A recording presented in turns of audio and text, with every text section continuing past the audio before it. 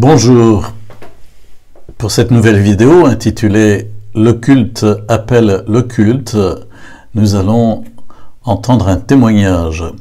En effet, en ouvrant mes mails, je trouve cette invitation. Je me permets de vous envoyer un fichier dans lequel je relate mes expériences liées à l'occultisme.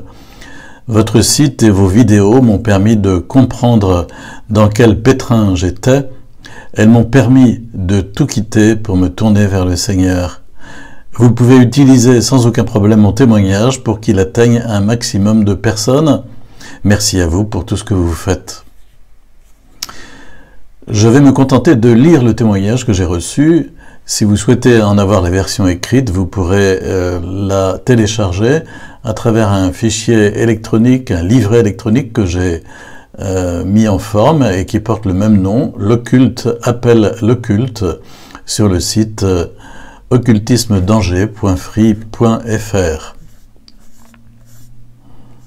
Tout a commencé par petites étapes. J'ai reçu le baptême dans l'église protestante à 9 ans, ainsi que la confirmation à 9 ans. Lorsque j'avais 19 ans, un ami réalise un massage énergétique chinois par acupression qui a permis de dévoiler dans mon dos 2 méridiens qui formaient un V. À 20 ans, lors de mes études, je rencontre une fille qui allait consulter une voyante régulièrement et qui m'a parlé de l'écriture automatique. Très curieux, j'ai testé, ça a marché. Il y a eu à un moment donné des insultes qui ont été écrites et j'ai décidé de tout arrêter. Suite à cela, une entité très agressive est entrée un soir d'été chez moi. Le lit de mon frère grinçait, un cri avec la voix de mon père s'est fait entendre, une ampoule a explosé dans une chambre. J'ai appelé Jésus pour chasser ce qui était devant moi et qui ne me voulait pas du bien. Il est intervenu et j'ai eu depuis lors une foi profonde. Jésus m'avait sauvé. À noter que le mécanisme dans une de mes armoires a été défoncé, c'est pour dire la dangerosité de l'entité que j'avais invitée chez moi. À 22 ans, j'achète un pendentif en pierre au Mexique. J'effectue ce voyage avec 2 amis, dont celui qui m'avait fait le massage chinois. Quelques mois après, je rencontre quelqu'un qui devient ma petite amie, et il m'explique qu'un jour avoir un don de voyance transmis par sa mère. Elle estime qu'il s'agit d'une malédiction qui l'handicape au quotidien. Elle m'a dit qu'elle me voyait vivre vieux. À 23 ans, en 3e année d'études, je rencontre par Internet quelqu'un qui se fait passer pour quelqu'un d'autre.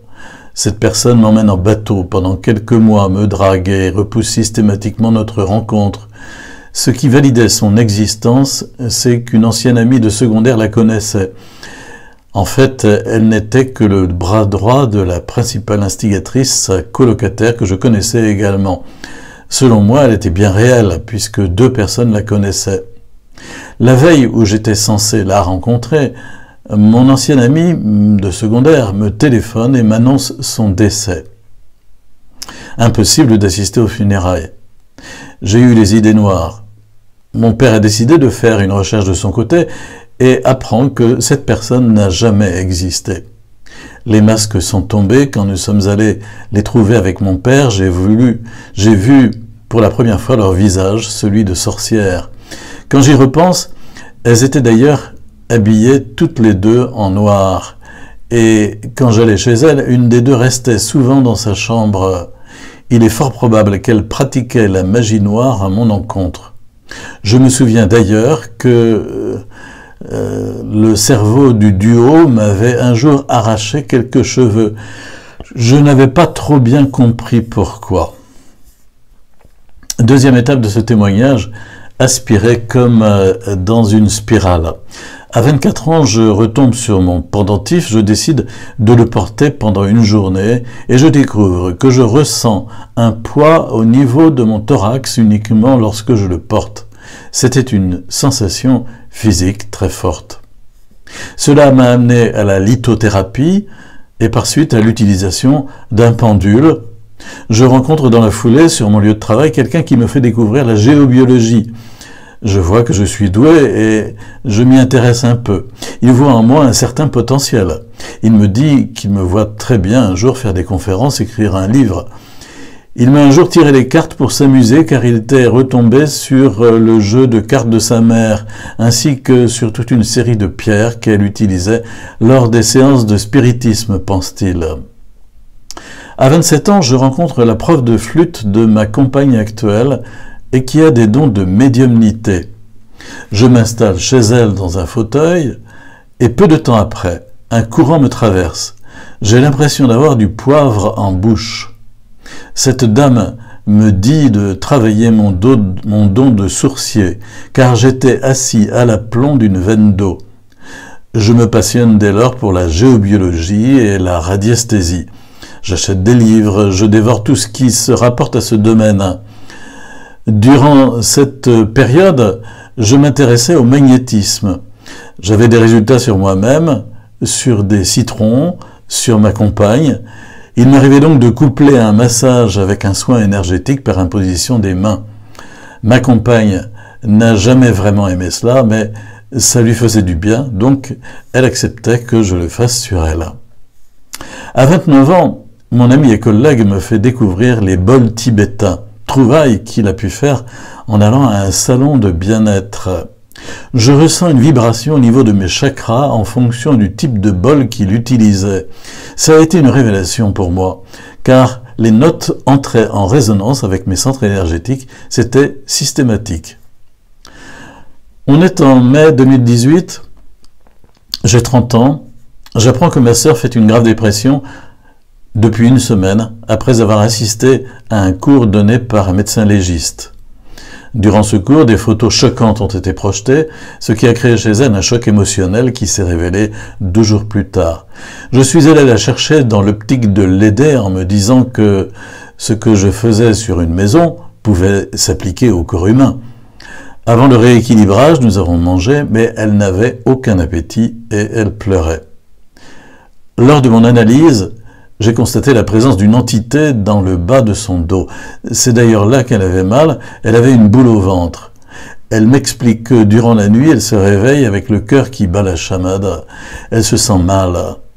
Lors de mon rééquilibrage, elle a ressenti des picotements à l'endroit même où j'ai repéré l'énergie néfaste. Et lors de ce dégagement, des picotements sont partis vers l'avant de son corps. Une semaine après, elle ne va toujours pas mieux. Entre-temps, j'ai lu un bouquin sur les soins énergétiques. Je décide un jour d'aller chez mes parents et j'en profite pour purifier la chambre de ma sœur, 2 entités repérées, dont une qui ne voulait pas partir. Après avoir offert à ma sœur une série de petits cadeaux pour lui remonter le moral, j'ai opéré un dégagement de ce qui semblait la perturber. Après ce rééquilibrage, elle s'est sentie directement beaucoup mieux. Son regard était changé. Ma mère me sonne vers 20 h pour me dire « ça marche tes énergies ». Elle a mangé et cela faisait 3 jours qu'elle n'avait plus rien, qu'elle n'avalait plus rien. Elle a téléphoné à son copain avec une autre voix, plus gaie. Elle a dit qu'elle voulait même retravailler demain et qu'elle se sentait beaucoup mieux. Quelques mois après cet événement, je tirais les cartes pour m'amuser car j'avais eu l'occasion d'acheter un jeu à Londres. Des amis me demandaient de faire pour eux des tirages et j'ai eu des résultats surprenants. Parfois, j'étais complètement à côté de la plaque. Je voyais cela comme un jeu. On m'a dit que je devais créer mon entreprise pour aider les gens comme ma sœur. Pour moi, ça paraissait sensé. 3e étape de ce témoignage, j'ouvre un cabinet. Dans la foulée, j'ai trouvé un cabinet et une amie du gars qui m'avait fait le massage chinois m'a recontacté. Elle regardait une vidéo postée par une voyante sur Facebook. Voyant que je m'étais connecté à cette page alors qu'elle était dessus, elle est venue me trouver. On a papoté longtemps et elle m'a appelé à trouver mon identité graphique, etc. Elle m'a aidé à créer un site internet, des prospectus, etc., etc. Elle-même consulte régulièrement une voyante, utilise le pendule, s'intéresse aux énergies. Elle m'a offert un bouquin qui permet de contacter mon ange gardien. J'ai donc commencé à travailler dans une herboristerie où se trouvait mon cabinet. Car par un concours de circonstances, l'esthéticienne de ma compagne cherchait à louer son cabinet 1 fois par mois. Pendant 1 an, j'ai donc pratiqué le rééquilibrage énergétique et la géobiologie Je découvrais la fréquence des gens, ce qui me donnait accès à beaucoup d'informations. Comment ils fonctionnaient, quand ils allaient bien ou mal, quelle était leur couleur préférée, donc les minéraux susceptibles de leur faire le plus de bien, s'ils avaient vécu un traumatisme, s'ils avaient sur eux des entités. Je me rappelle que la cousine de ma mère, très chargée, sentait son corps chauffer lorsque je retirais ces fameux miasmes, ainsi qu'une entité qui était posée sur elle. Le lendemain, elle avait des cloques sur chaque doigt, puis ça a guéri. J'ai trouvé cela étonnant, mais je ne me suis pas posé davantage de questions. Ayant une démarche scientifique, j'ai noté tous les retours des personnages qui venaient me trouver, et comme je tombais juste, que les gens se sentaient plus légers, plus en forme, j'ai eu du succès très rapidement, et j'ai même proposé mes services à distance. C'était bluffant. Les gens avaient l'impression que j'étais à côté d'eux. Je remontais le temps avec une facilité déconcertante grâce à mon pendule, et je ne me trompais jamais. Le plus impressionnant, c'est quand j'ai dit à un ami qui voulait que je travaille à distance sur ma mère, qu'en février 2008, une faille était apparue au niveau de ses organes génitaux, j'ai donné comme information supplémentaire impossibilité d'avoir un enfant, problème lié à la procréation. Or, elle s'est faite ligaturer les trompes en février 2008. En somme, j'avais accès à beaucoup de connaissances assez précises sur les gens. Suit une autre partie de son témoignage où il rapporte des témoignages de ces rééquilibrages énergétiques accomplis sur les personnes qui venaient le trouver et dont il a noté les effets dans son petit carnet avec les vibrations d'énergie, avec ce que disaient les gens. Je ne lis pas cette partie, vous la trouverez dans le livret électronique. Mais ce qui est intéressant, c'est ce qu'il dit à ce sujet. Il dit « Ce qui m'a convaincu que ce que je faisais était bon et était en lien avec Dieu, c'est que à la fin de mes rééquilibrages, je demandais à Jésus de remplir d'amour les personnes qui étaient devant moi, de les entourer de son amour incommensurable, de les aider à aller de l'avant. Et c'était uniquement à ces moments-là que les choses inhabituelles se passaient. Ainsi, 2 dames ont pleuré en revoyant des passages de leur vie assez douloureux. Quelqu'un a aperçu des nuages dans le ciel quand soudain les nuages se sont écartés pour former un cœur. Ce cœur en question a ensuite laissé passer une lumière douce et blanche. Ou encore une personne qui a l'impression d'être face aux rayons du soleil sans être dérangée par cette lumière intense. Une dame qui a eu un flash où elle s'est vue dans le ciel comme si elle était parachutée, faisant partie d'un cercle de personnes qu'elle connaissait, où tout le monde se tenait la main et où tout le monde souriait, etc., etc. Et il conclut, constante pendant de très longues années, rencontre de nombreuses personnes dépressives, de personnes un peu perdues et d'esprits torturés qui appréciaient toujours ma compagnie, je leur faisais du bien, selon elle. Une autre partie du témoignage que j'ai intitulé « Le pouvoir de trop », il dit ceci: « Lors de ma 30e année, j'ai reçu de la part d'un ami de mon frère le don de barrer le feu. J'étais assez excité car j'avais souvent entendu parler de cela et je trouvais cela extraordinaire qu'une prière puisse faire tant de bien. Il m'a transmis une prière pour stopper les brûlures, faire disparaître les verrues, soulager les entorses. J'ai commencé à les réciter dans ma tête, à les mémoriser et à être paré à les utiliser pour aider quelqu'un qui en aurait besoin. En fait, il ne s'agit pas de prière, mais de formules magiques. Vous lirez ce que j'ai écrit en note. J'en ai parlé avec un collègue, prof de religion, qui m'a dit de me méfier. Ce que j'ai fait. En rentrant chez moi, j'ai dit que je souhaitais rompre ce contrat, et en retirant mes chaussures, voilà que mon lacet se rompt. Il était déjà abîmé, mais c'était interpellant que cela soit arrivé à ce moment-là. Je m'installe dans le fauteuil, je prie Jésus et lui demande de me retirer ce don.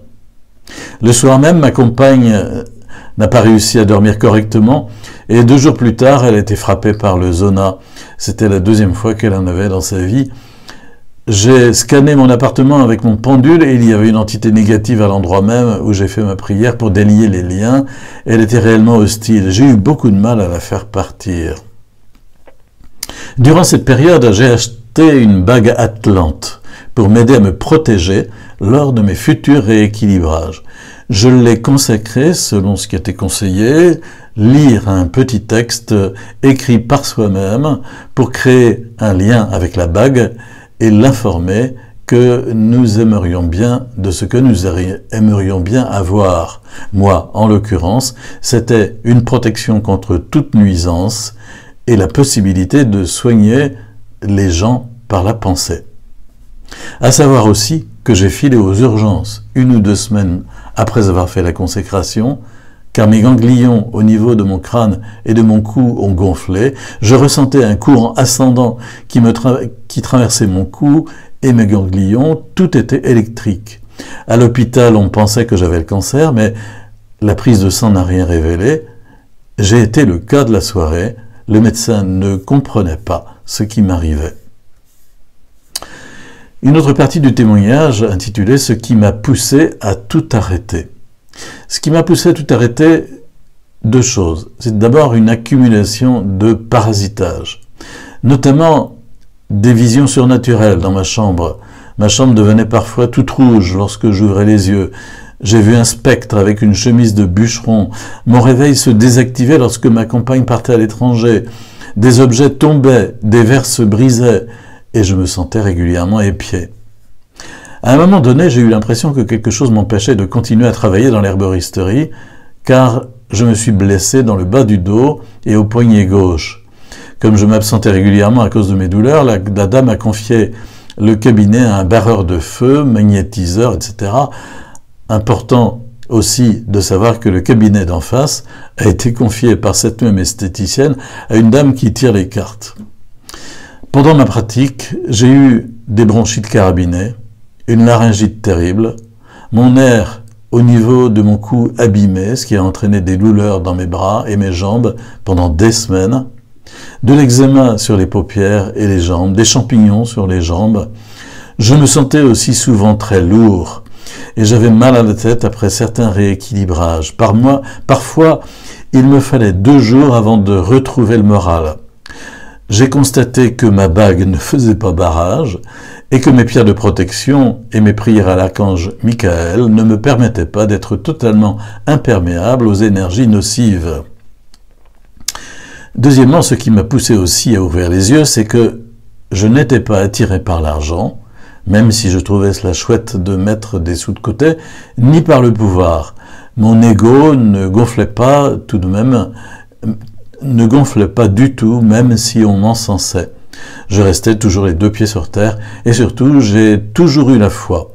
J'ai d'ailleurs fait plusieurs songes qui m'ont marqué, notamment celui-ci qui m'est arrivé après une prière très intense pour que Jésus m'aide, me guide, suite à un rééquilibrage énergétique qui m'avait occasionné une sorte de voile sur la gorge assez gênant. Dans ce songe, j'étais habillé en homme d'église. Je pense que j'étais moine dans le rêve. Je portais un habit luxueux et immaculé, réalisé dans une étoffe épaisse, dorée et blanche. Je ne comprenais pas trop ce qui se passait et je ne comprenais pas pourquoi j'étais pieds nus. Je suis allé dans une église, puis j'en suis ressorti, et c'est là que je me suis rendu compte que je n'avais aucune possession, comme si je n'étais attaché à rien. Comme je voyais quelques pièces en or traîner par terre, je les ai prises en les mettant dans mes poches, cela pouvait toujours servir au cas où. Après cela, je me suis dirigé vers un marché et une dame m'a appelé pour savoir si je souhaitais un rééquilibrage énergétique quasi instantané. Je lui ai dit « Pourquoi pas, mais je n'ai rien à vous donner pour vous payer ». Elle m'a dit qu'elle ne s'en souciait pas et que ce n'était pas un problème. Elle a pris une tige en bois au bout de laquelle il y avait une boule bleue foncée. Elle l'a pointée vers ma gorge et ce geste a suffi pour envoyer une onde ultra puissante pendant bien 15 secondes. Je l'ai remerciée en lui disant que cela m'aiderait sûrement puisque j'avais mal à la gorge. En me réveillant, le voile était parti. Ce songe m'a fait fort réfléchir. Pourquoi une église? Pourquoi ces habits? Je ne me prononce pas sur le contenu de ce songe, mais si l'auteur le cite, c'est parce qu'il fait partie de son cheminement et que pour lui, il est important. Enfin, une avant-dernière partie de ce témoignage vers la sortie de l'occultisme. Il écrit ceci: avant de faire des recherches, j'ai découvert, à force de faire des recherches, j'ai découvert ce qu'était l'occultisme et j'ai dévoré toutes vos vidéos. J'ai relu une partie d'un bouquin d'anthropologie sur le chamanisme et tout y était déjà écrit. Un scientifique, lors d'une expérience liée à la boisson ayahuasca, a reçu des messages qui collent totalement à ce qui est raconté dans la Bible. J'ai eu envie de réparer mes erreurs, de faire quelque chose pour toutes ces personnes que j'avais atteintes par mes agissements. Je croyais bien faire, je croyais agir au nom de Dieu, mais je ne supportais plus d'avoir accès à toutes ces connaissances. J'en savais trop, et je ne voulais plus rien savoir. J'ai eu l'impression parfois d'avoir violé des personnes dans leur intimité, même si elles acceptaient que je les aide, que je les scanne. J'ai scanné bon nombre de personnes sans qu'elles soient au courant, tout simplement pour améliorer mes tableaux de couleurs, voir si c'était du pipeau ou non. Un soir, j'ai voulu tout lâcher pour me rapprocher du Seigneur. Mon eczéma, mes champignons sur les jambes, mon accident de voiture, où une voiture fonçait droit sur ma portière avant qu'elle ne percute mon aile arrière. Tout me poussait à croire que j'étais en train de payer une facture, que l'ennemi ne supportait pas me voir songer de tout quitter, de tout abandonner. J'ai donc prié, en prenant près de moi une croix en céramique qui m'a été offerte lors de mon baptême et qui a toujours trôné sur ma table de nuit. J'ai prié pendant bien 15 minutes en appelant Jésus à l'aide, en lui demandant de me pardonner si j'avais fauté, qu'il me délivre. Et j'ai commencé à ressentir un rayon me traverser le dessus du crâne. Je pensais que je rêvais, mais c'était bien réel. Cela a duré pendant bien 20-30 minutes. Ce courant continuait à s'écouler. C'était très spécial. Par suite, je suis allé voir un prêtre à qui j'ai tout raconté et qui a fait une prière de délivrance, une prière de coupure de lien. Enfin, dernière partie du témoignage, mon bonheur aujourd'hui, ma vie depuis cette décision est tellement plus calme. Je n'ai plus d'eczéma. Il m'a quitté peu de temps après ma visite auprès du curé.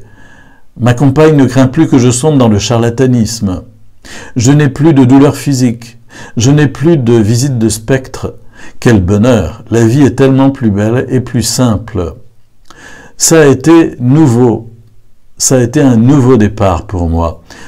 Actuellement, j'essaye de témoigner le plus possible pour que d'autres personnes ne tombent pas dans le même piège que moi. Je suis tellement triste de voir le succès rencontré par toutes ces disciplines ésotériques.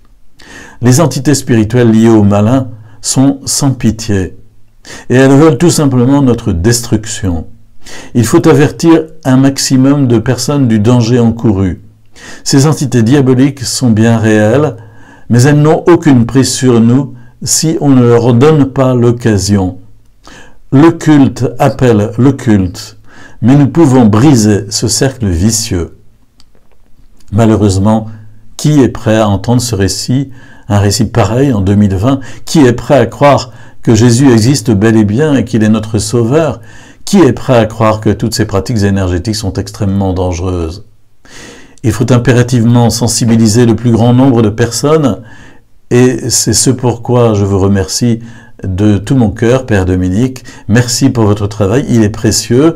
Il m'a aidé à comprendre dans quel pétrin je m'étais fourré. Il m'a aidé à prendre la décision d'en sortir complètement et d'abandonner tous mes dons.